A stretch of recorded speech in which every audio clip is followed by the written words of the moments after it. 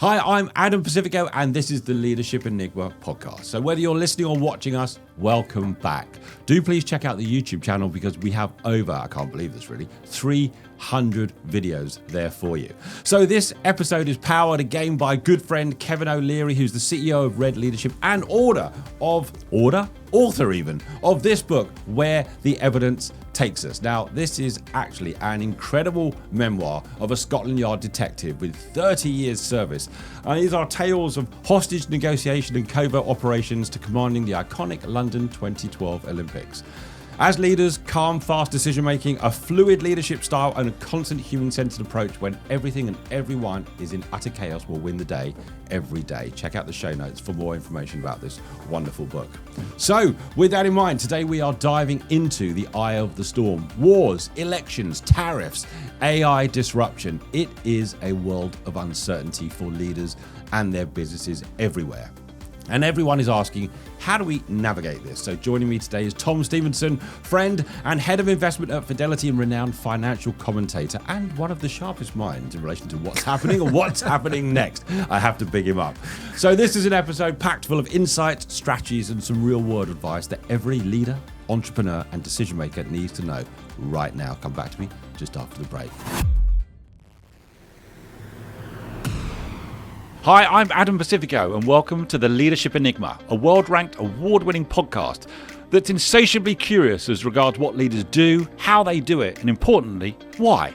We'll delve into the human doing, but even deeper into the human being and the power of human-centered leadership to drive sustainable change.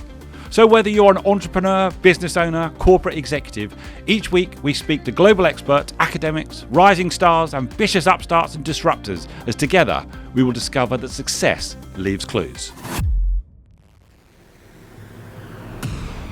Tom, it's a huge welcome to the Leadership Enigma. How are you? I'm really well, Adam, and it's so nice to be here with you. Thanks for asking me along. We've known each other for a little while, so it was always a need to get you into the studio. And as the world has gone progressively more chaotic and more mad, that's when I called you up and said, Tom, it's time. Please come in and try and help us navigate through some of this. Before we get into any of that, just help us. How did you decide to or get into the world that you now exist in?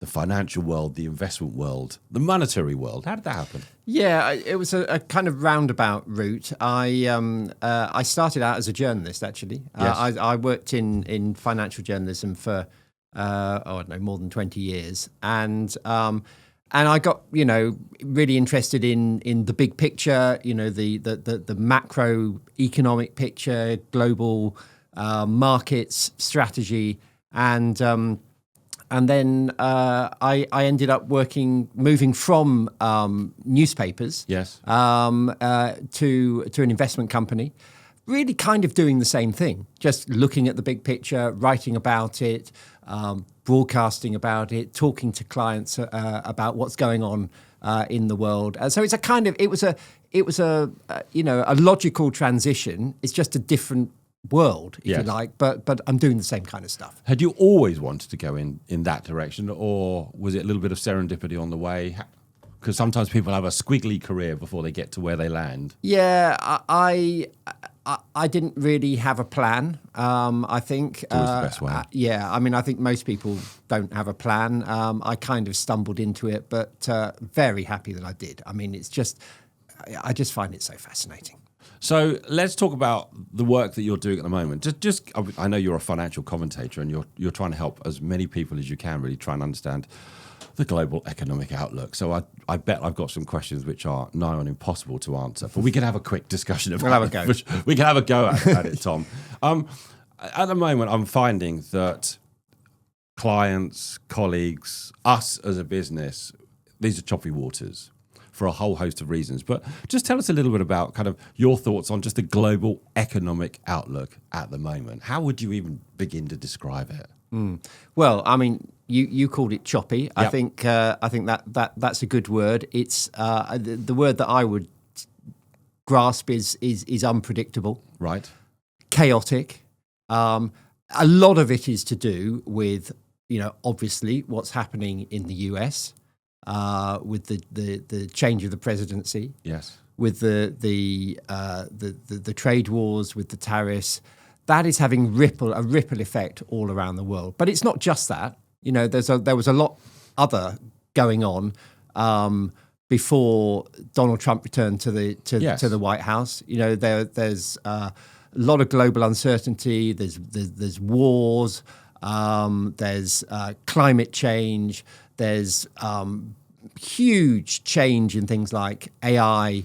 I mean, the world is going through a very turbulent state at the moment. So how's that translating into the global economy? Well, you know, in the short term, it is leading to a pretty sharp slowdown in growth. You know, we had the International Monetary Fund last week downgrading forecasts for the whole world. I saw that everywhere. Yeah. You know, from the US to China to the UK, everywhere is slowing down. At the same time, inflation, which of course spiked up, you know, very high as we came out of the pandemic, it's coming back down, but it's still pretty high. It's still causing problems. It's causing policy problems for central banks because they look at slowing growth, but they look at high inflation, and they're kind of contradictory. What you do if you sort one out, then it makes the other one worse, and vice versa. Yeah. And then, of course, you know, the whole backdrop is really affected by these trade tensions. Effectively, it's an unwinding. It's a breaking down of the whole framework, the whole global framework that's been in existence since the Second World War. Right. You know, that sounds dramatic, but you know, I don't think you can overstate the scale of the changes that are happening. In your experience, you know, we've always gone through peaks and troughs or changes, however you want to describe it. Is it the most chaotic that you've ever experienced at the moment? Or is it a case that there's just so much happening all at the same time? So in your experience, how does this feel different, or is this riding the wave? It feels different to me. I mean, the thing is, it always feels it always feels really important when you're in the moment. Yes. You know, I mean, if you rolled back to the 1970s, and you know, you had very high inflation, you know, you had the Vietnam War, you had social upheavals, you know, you would have said, you know, yeah, we've never had anything like this, and it's true. But I think that we've been through a period over the last 20 odd years, well, no more than that, 30 years since the fall of the wall and, yes, and the end of the Cold War. We've been through a period of, I think, what we'll look back on as being a kind of almost artificially calm period in the world. Right. And I think that 30-year period, kind of golden age, is over now. And I think we are moving into a period of much more volatility. I think, you know, the globalization which dominated that 30-year period, you know, has ended. It's over. And so that is a completely different environment. And so we're slightly feeling our way. We're in the dark, and you know, no one knows how it's going to end up. I think that's one of the keys, isn't it? No one can really predict how this is going to end up, and leaders and their businesses navigating that ambiguity is always a massive challenge. Is there something, in your view, you feel really differentiates the time that we're in right now? Is it that AI digital piece, or is it something else? Because we've been through wars before, and we've been through recessions, and we've been through inflation. So is there something that you feel is making this one slightly different? Well, and we've been through massive technological change before as well. So I mean, you know, I do think that AI is you know, I don't think that you can overstate the importance and the reach of AI, and we don't even begin to understand where it's going to take us. Yes. But it's enormously powerful. But you know, you could have said exactly the same thing about the invention of the motor car, electricity, or the various industrial revolutions, computerization, right? The first industrial revolution, the knowledge revolution. All of these have fundamentally changed the world. But I think AI changes the world completely. So that is happening. Yes. But that is happening at the same time as the globalization which underpinned that peace and prosperity and stability is also fragmenting. So it's a much more fragmented world, and I think the difference between now and revolutions in the past is the pace of change. Yes. So you roll back a couple of years, and most of us weren't even talking about AI. It's been around for longer than people think. It has been around for a long time, but most people were unaware of it. It wasn't in every sentence. No, exactly. So I think the pace of change is dramatic. There was Professor Jonathan Reichenthal, who has been a guest, actually. I remember he said to me, we were talking about the fourth industrial revolution, and actually that's before the AI theme really broke. And he said to me that actually what we're talking about now is change at the speed of thought. And that really resonated with me. It's just so quick that you can be a global business, an iconic business, but you can be disrupted overnight. Yeah. And I think that's what's scaring a lot of people. And when I talk to CEOs, Tom, they always talk, he or she will say, they fear being irrelevant. And now they can be irrelevant very quickly. It's not something that's going to just chip away over years and decades. This could be days. And that is a huge challenge for leaders. Yes. I think you look at what's happening with policy in the US and rippling out to the rest of the world. It is the speed of change which is so unsettling. So I mean, if you look at the tariff announcements that we've had in the last month, and then the speed with which they were reversed, that's an incredibly unsettling environment for anyone trying to run a business. Yes. And so I think, what are the characteristics of leadership in this very rapidly changing world?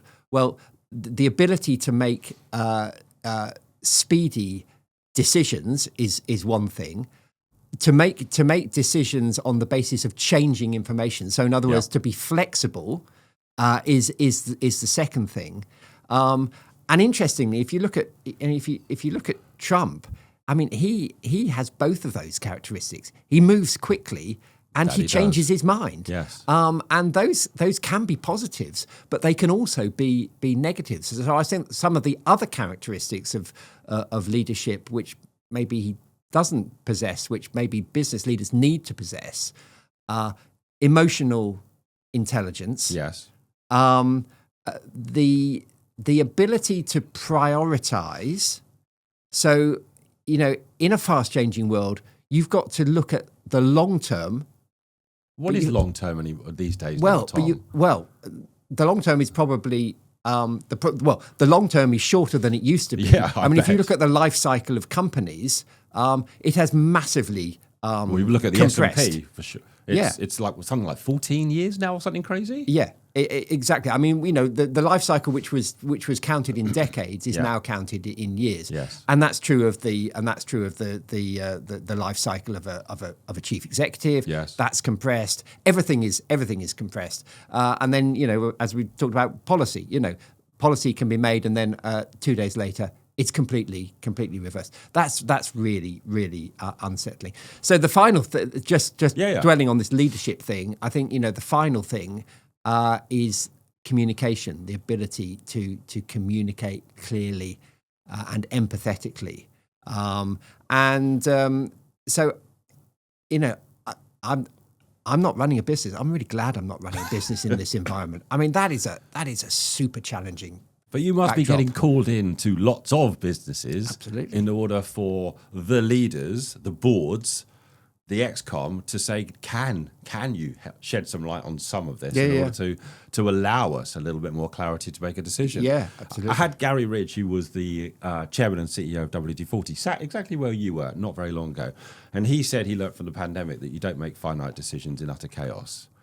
And so it is that ability to pivot. It is that ability to actually stop and, if necessary, turn 180 and go the other direction. Yeah. Because just the environment suggests that must be the case. Yeah. Listen, we've talked a little bit about tariffs. Just what's the best way of describing tariffs in the simplest way for people to understand what was kind of behind that? Because that in some ways created this ripple impact of chaos. Yeah.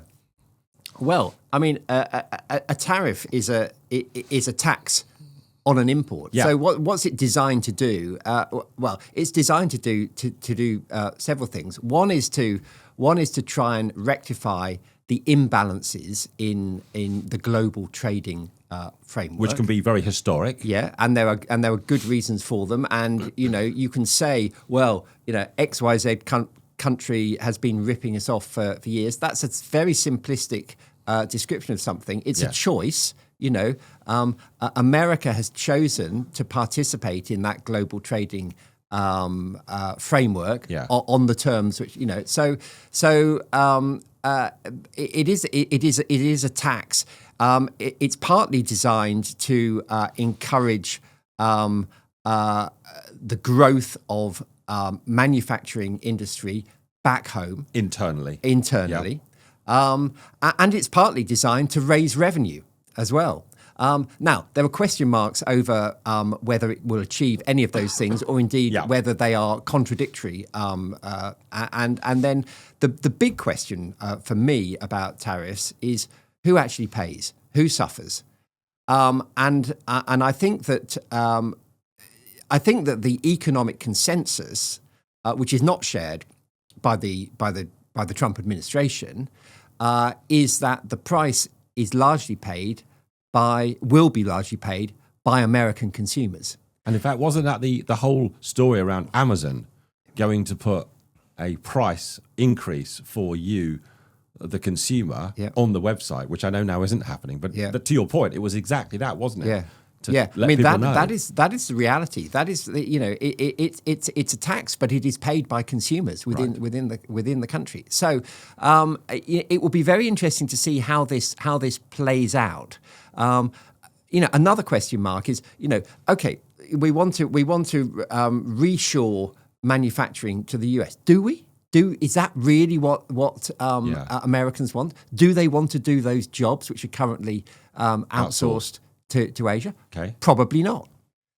So I think there were so many unanswered questions about tariffs, but and indeed what we don't know is just how it will play out at all, because it changes every 5 minutes. When I was watching this play out, and we had almost the theatrics of the board with all the tariffs on it presented, and I think was it an island that just has penguins on it, had a tariff associated with it. Part of me wondered whether this was a tool just to get people talking about the issue of tariffs and to, I don't know, in some ways reinvigorate the conversation about what may have been historically agreed upon to become more current. So part of me was like, getting everyone to the table again to say we need to look at things because the world's changed. It's clearly it's part of a negotiating strategy. I mean, you look at the tariff situation between the US and China at the moment. Effectively, as the administration has admitted, it is totally unsustainable. You can't have 125, 145% tariffs on either side and expect there to be any trade at all. And both China and the US are dependent on having a trading relationship. So clearly, it's unsustainable. Clearly, it will lead to negotiations, and that which may be a good thing. Yeah, it's absolutely. And tariffs are not all bad. If there are inequities in the trading relationship, then a targeted tariff can address those and can sort it out. So I'm not saying that tariffs are per se a bad thing, but what seems to be hard to rationalize is the across the board tariffs, which basically will slow growth, raise inflation, and do all the things which actually the president was elected not to do. So I agree with you. I think that that there's always a question of how seriously should we take what he says? How literally should we take what he says? Yes. This is part of a broader strategy.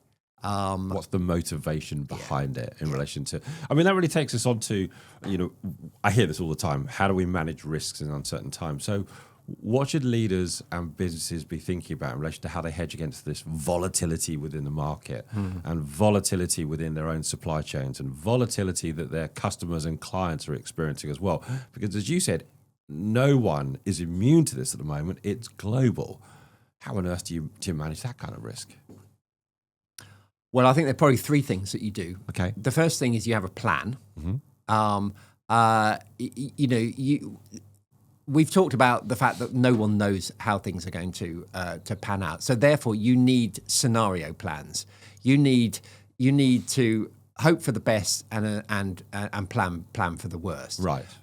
So you need scenario plans, and then you need contingency plans for those various scenarios. So planning has never been more important.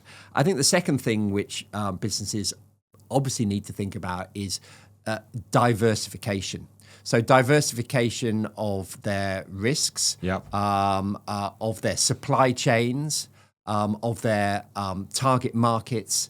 You can't rely on one outlet, one supply chain anymore. One outlet is major risk. It's a major risk. So have a plan, diversify, and then I think the third thing is the importance of financial security, having a cash buffer. So in my world of investment, we often talk about the importance of having enough cash set aside so that you are not a forced seller. So if you're proverbial rainy day. Yeah, but it's more than that. I mean, it's if you are drawing down money from your pension pot and the market plunges, you don't want to be a forced seller. No. You want to have enough of a buffer to see you through until things have stabilized. No different if you're running a business. You need the cash buffer to pay down any debts or to meet your bills or whatever. So I think those are the three things: have a plan, diversify, and have the cash. And if an organization, however big, doesn't have that cash buffer, does it make them vulnerable? Totally. Because then the sharks might well be circling, and you are it's the equivalent. It's the equivalent of being a forced seller in investment market terms. You become a forced seller. You are no longer in charge of your own destiny. So we mentioned the word investment. So what are some of the investment trends that you're seeing or possibly seeing now from 2025 going on amongst this volatility? Yeah. Are things starting to identify themselves as possible maybes? Well, yeah. I mean, there are so many. So I'll pick a few. Sure. I mean, I think the first massive trend we've talked about is AI. Yeah. I think this is so transformative. It's transformative in so many different industries. In many different ways. It's everywhere. It's everywhere. I mean, in the healthcare business, disease detection, in the financial sector, fraud detection. It's the ability to interrogate massive sets of data quickly. It transforms a lot of those detective functions in a company. It's huge in terms of the customer relationship, the ability to predict behaviors and to create better experiences for customers is completely transformative. Okay. And it's completely transformative in terms of efficiency. I mean, we all use Google Maps. I mean, the efficiencies that creates in terms of navigating through problems in traffic. You can extend that to the whole business process. So AI is a massive investment opportunity, but it's also a huge risk. I was about to ask. Massive amounts of money has been ploughed into the underlying infrastructure of AI in exactly the same way that massive amounts of money was ploughed into the railways in the 19th century, airlines in the 20th century. There's a new gold rush. There's a new gold rush, and when there's a new gold rush, huge amounts of capital is misallocated and wasted. And it's entirely possible that the winners from AI will not be where all the money has gone. Just as 25 years ago in the dot-com bubble, the major beneficiaries were not the telecoms companies that put the pipes in, that did the electronic plumbing Yes. of the internet. They were the companies that adapted their business models to benefit from the internet, and even more so, the smartphone when it came along. So AI is a massive opportunity, but it's also a massive risk. Sustainability. Now, the whole A word that we the whole hear all the time. ESG sustainability Yeah. is a tricky area at the moment for reasons which maybe we can get into, but it's not going away. Climate change is real, and the need to adapt and to mitigate climate change is a huge investment. And it's also a opportunity. massively important subject for the newer generations coming into businesses. Yep. So, I'm finding as well that a lot of organizations are looking at this because that is very purpose driven for people wanting to even work in a sector. Yeah, that is true, and it's not just and it's not just climate change. Yeah. It's the whole DEI agenda, and there are issues at the moment there's something of a backlash. I'm thinking more in the United States. There's Yes. a backlash against ESG.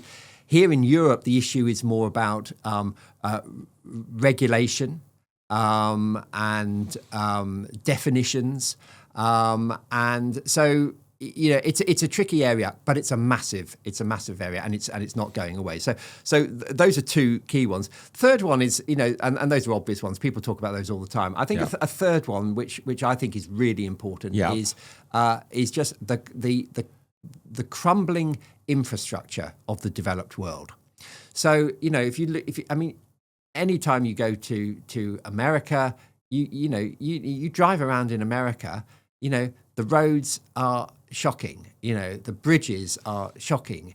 But it's not just America; it's the rest of the world. Yes. Any the developed world is not so developed, which was created 100 years ago, is no longer fit for purpose. And the amount of infrastructure development that is required to bring us up to a state where we are fit for purpose is enormous. And in a world where there are question marks over the value of financial assets. Yes. Mark Twain said, buy land, they don't make it anymore. The problem with money is that governments can print it. Right. And so that creates... Well, we saw that during the pandemic, didn't we? And it creates question marks over the long-term sustainability, the viability of financial assets. Yeah. Real assets, property, infrastructure. I think that is a big investment opportunity going forward because, as I say, they don't make it anymore. Do some people feel that's almost old school? Going back to the basics of land and property, brick. People said bricks and mortar. Put your money into bricks and mortar. And at times of crisis, that is often the case. And gold. You go back to the 1970s. Yep. When there was huge uncertainty and inflation. And the world went back to tangible things that they could touch. You mentioned gold. The gold. It's no surprise that the gold price went through $1,000 during the financial crisis. It went through $2,000 during the pandemic. Yep. It's now gone through $3,000 during this trade. Has it gone crisis. through three? It's It went through nuts, isn't it? $3,500. The gold price has doubled in 2.5 years. So, people are, and one of the reasons why they're doing that is central banks around the world, the Chinese in particular, are massively increasing their holdings of gold. Why? Because 2.5 years ago, Russia invaded Ukraine and its dollar-denominated assets were frozen by the US. The Chinese looked at that and they said, we don't want our assets to be in the hands of someone else. The Americans. Gold is not, is not the liability of any government. Gold is gold, and so the Chinese in the last 2 years have increased the percentage of their reserves held in gold from 3% to 7%. Right. That's a massive. That's one of the reasons why the gold price. But it's a tangible thing, and it's like real estate. It's like infrastructure, and I do think that it is old school. but we are reverting to that to some degree because of the uncertainty of the intangible world that we live in. Okay. The final thing that I would, I'll mention two more things quickly. Demographics. I mean, the aging world is a massive opportunity for investment. And then the final thing I would mention is... Just help me with, when you say the aging population, what do Yeah. you mean by that? Do you mean in relation to care, in relation to resources, infrastructure for the older? Yeah, well, all of those All of things. the above. I mean, silly little things like, glasses. Yes. I mean, an aging population, we're both wearing glasses. And Sign of the times, Tom. Duh. That is a fantastic investment opportunity. Okay. So I think demographic change and that is happening. It is happening really quickly. If you look at those charts of the demographics, I mean, they are changing massively. Okay. So that is a big investment opportunity. And then the final one, which is a newer one, is really the end of what I mentioned at the top about the geopolitical framework which has essentially existed Yes. since the Second World War. The withdrawal of the US from the security blanket for Europe has created a complete sea change in the thinking about security and defense and infrastructure in places like Germany. Right. So it's been a massive wake-up call, and I think actually, people, a lot of people sort of talk about Trump as being a challenge to the world. I think Trump has actually, in some ways, been a gift to parts of the world. I think it's been a massive wake-up call for Europe. Yeah. Europe is now going to have to stand on its own 2 feet militarily, and in terms of its defense and its infrastructure. It's a gift to China. China has neglected its internal domestic consumption. It's focused on an export-led economy. Yes. And that's changing. And that will create massive opportunities for an improvement in the lives of people in China as well. So, I don't want to sound negative, overly negative. I think there are lots of things to worry about in the world. Yes. But I think change creates Opportunity. huge amounts of opportunity all over the world. So a word that's in my mind, Tom, is diversification. Businesses able to diversify, investors able to diversify for those peaks and troughs. But you've just talked about China, and I remember I had a couple of professors on an episode a while ago now talking about China. They've done a lot of work there. China, the factory to the world. What's the role that China, do you think, plays now in the global economy with everything that's going on?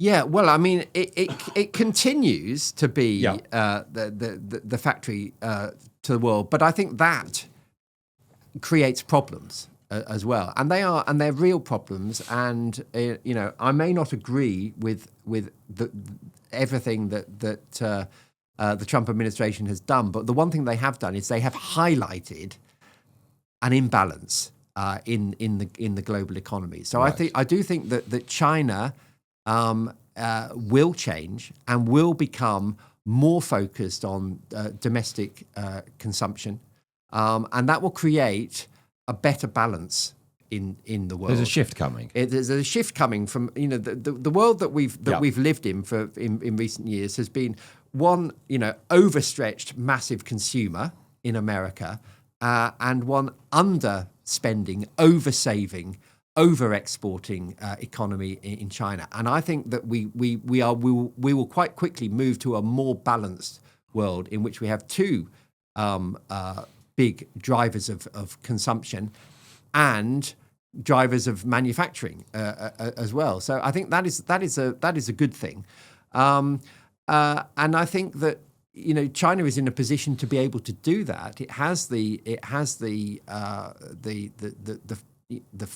we talked about cash buffers. It has that financial strength to be able to do that, to stimulate the economy, and we're seeing evidence that is happening. So, we've talked about the government, the geopolitical, the business and the financial, but then the world is full of lots of regular people, just like you and I as well, who are nervous about what is going on, nervous about the things they have no control over, nervous just about the cost of living and can they now do the things that they want to do for themselves and their family on a day-to-day basis. What are your thoughts just in relation to people at a very human level, just navigating the financial hurdles and the challenges that this macro picture is providing all of us, because everybody is feeling it? Yeah, absolutely. And do you know what? It's interesting thinking this through, because all the things that I've said about the challenge for leaders of businesses, the challenges for businesses, addressing this changing world and how to manage it. All of those things are exactly the same for individuals. Yeah. So, have a plan. What are you trying to achieve with your finances? Where do you want to go? Yeah. What do you want your life to look like? If you don't know where you want to get to, you certainly won't get there. You've got to have a destination in mind. You've got to have a destination in mind. And you've got to be flexible enough to change that plan as circumstances change, because undoubtedly they will. So have a plan. We talked about that with businesses. We did.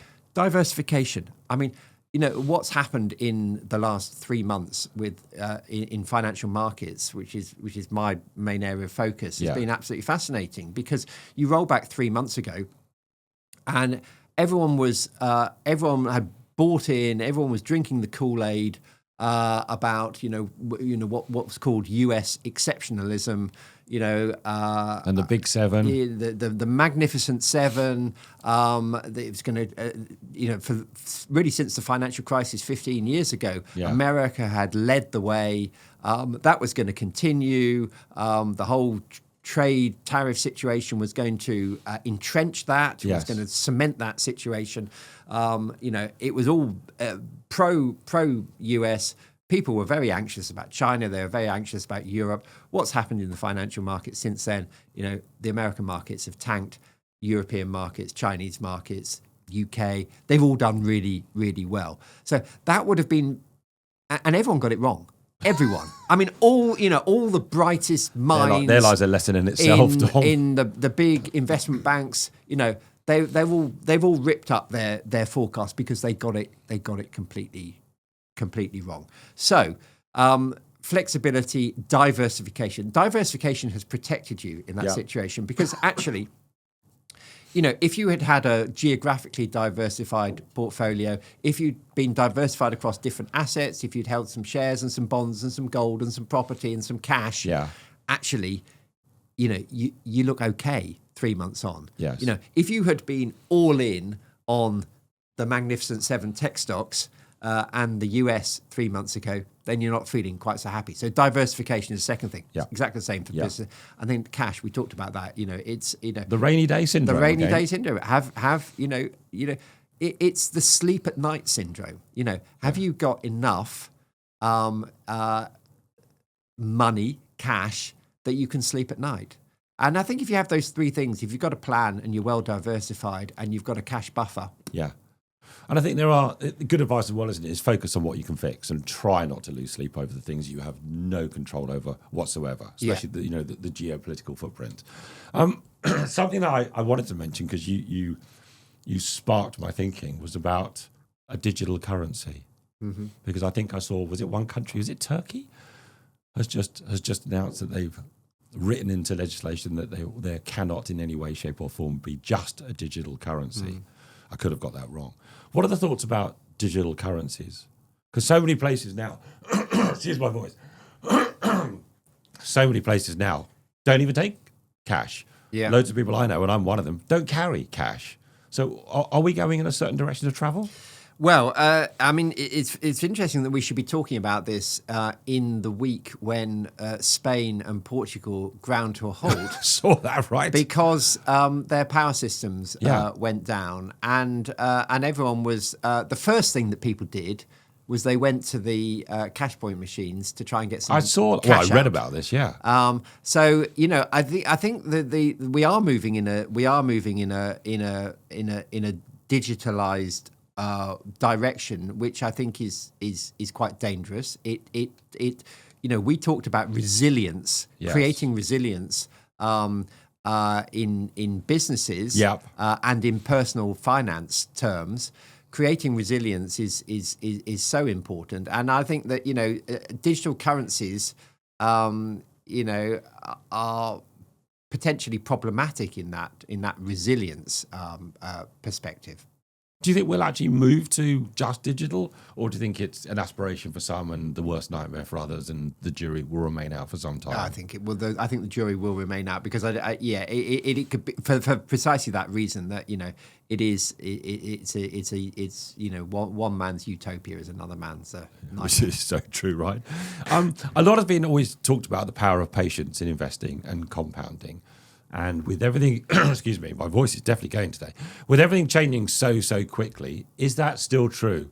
Be patient, or the power of patience is still going to offer you a good return on your investment? It's so important. I think it was Warren Buffett. Yep. Obviously arguably the most successful investor that there's ever been, said that financial markets are a mechanism for transferring wealth from the impatient to the patient. Right. And so the point he was making is absolutely right, that financial markets have and economies and the financial markets which reflect those economies have been the most unbelievable creators of wealth in the long run. But in order to benefit from that fantastic wealth creation, you have required patience and the ability to see through the ups and downs of the cycle, because most people don't do that.